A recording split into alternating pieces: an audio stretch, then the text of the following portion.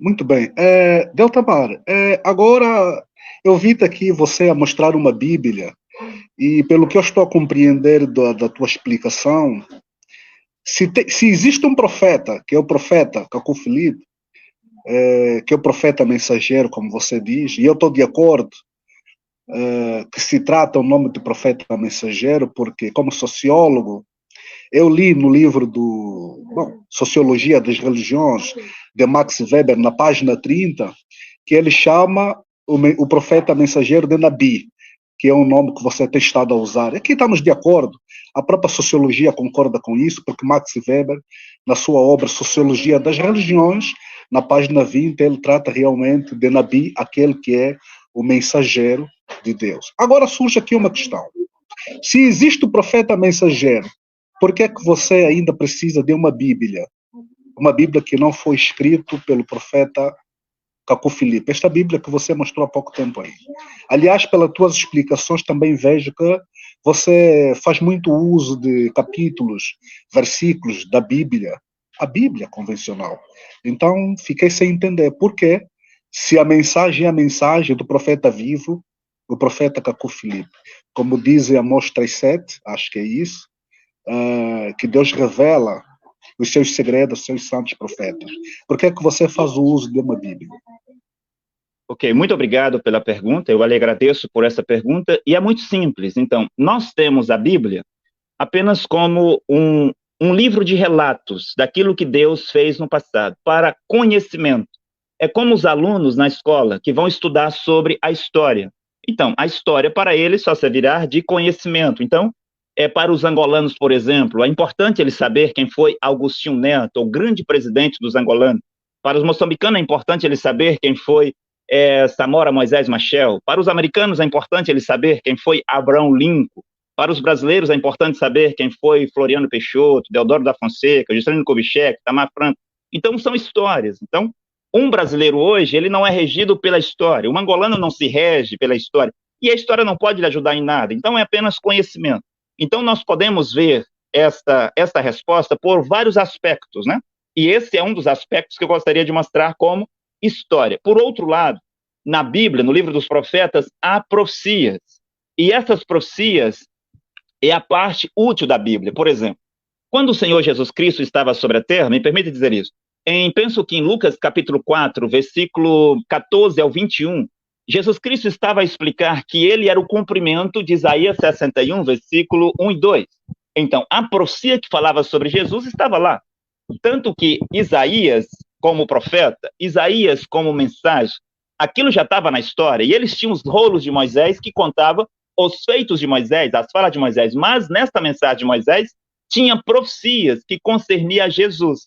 Então, a profecia, ou as profecias de Jesus, né? Mesmo aquela que diz que um menino nos nasceu, um filho se nos deu, o seu nome será maravilhoso, Deus forte, Pai da eternidade, Príncipe da paz, assim por diante. Todas as profecias de Isaías que concerniam a Jesus. Jesus poderia pegar a Bíblia, né, os ouros dos profetas, como ele fez lá em Lucas capítulo 4, ler e dizer, hoje se cumpre estas profecias. O mesmo fez João Batista em Mateus capítulo 3, quando os mensageiros dos fariseus chegaram para lhe perguntar, quem és tu? Ele diz, eu sou a voz do que clama no deserto. O que ele estava fazendo? Ele estava se identificando, ou identificando o seu ministério, que era uma profecia de Isaías 40, versículo 3. Quando Paulo estava sobre a terra e eles perturbavam Paulo, para saber quem era Paulo, Paulo disse que ele tinha sido estabelecido por Deus para ser a luz do mundo e de salvação de Deus até as extremidades da terra. Paulo disse isso em Atos 13, 47, e Paulo nada mais estava fazendo do que citando uma profecia de Isaías 49, versículo 6, que era o seu ministério. Então Jesus diz, estas coisas é para se cumprir tudo que os profetas falaram de mim, tudo que os salmos falaram de mim. Então a Bíblia tem a sua parte profética. Agora, no sentido da salvação, aí sim, aí entra a mensagem do profeta vivo. É o que o profeta vivo me diz que vai me salvar e me colocar na vontade de Deus. Quero deixar isso bem claro. Por exemplo, Moisés disse que, penso que se um sacerdote pecar, que ele traga um touro macho sem defeito, será o sacrifício para a expiação do seu pecado. Moisés disse, Levíticos, penso que Levíticos capítulo 3, né? E ele diz também, se um príncipe do povo pecar, um governador, um governante, né, pecar, que ele traga um bode macho sem defeito, isso será o sacrifício para expiação do seu pecado. Se um homem comum do povo, um homem normal do povo pecar, que ele traga uma cabra sem defeito, isso será o sacrifício para a expiação do seu pecado. Então Moisés estabeleceu como que eles deveriam fazer para que os seus pecados fossem perdoados. Moisés era um profeta. Mas o que o Moisés disse, está na Bíblia, não vale para mim hoje.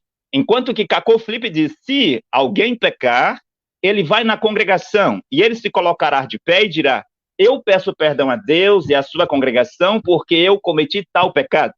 Então é assim. Então entre o que Moisés disse e o que Cacô Filipe diz, eu tenho que tomar o que o profeta vivo hoje diz. Por exemplo, entre o que Abraham Lincoln disse e o que o Joe Biden diz, os americanos tomarão o que Joe Biden diz, mas o que Abraham Lincoln disse era verdade e valia para o seu tempo. Então, é uma maneira fácil de entender. Então, tudo o que a Bíblia diz é verdade, é a palavra de Deus.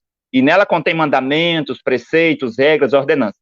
Mas eu não posso estar na vontade de Deus cumprindo os mandamentos da Bíblia, nem os mandamentos do Antigo Testamento e nem os mandamentos do Novo Testamento, a não ser, senhor Alexandre, que o profeta Cacô Filipe, né, diga a mesma coisa, porque muitas coisas que o profeta dá como mandamento está no Antigo Testamento ou até mesmo está no Novo Testamento.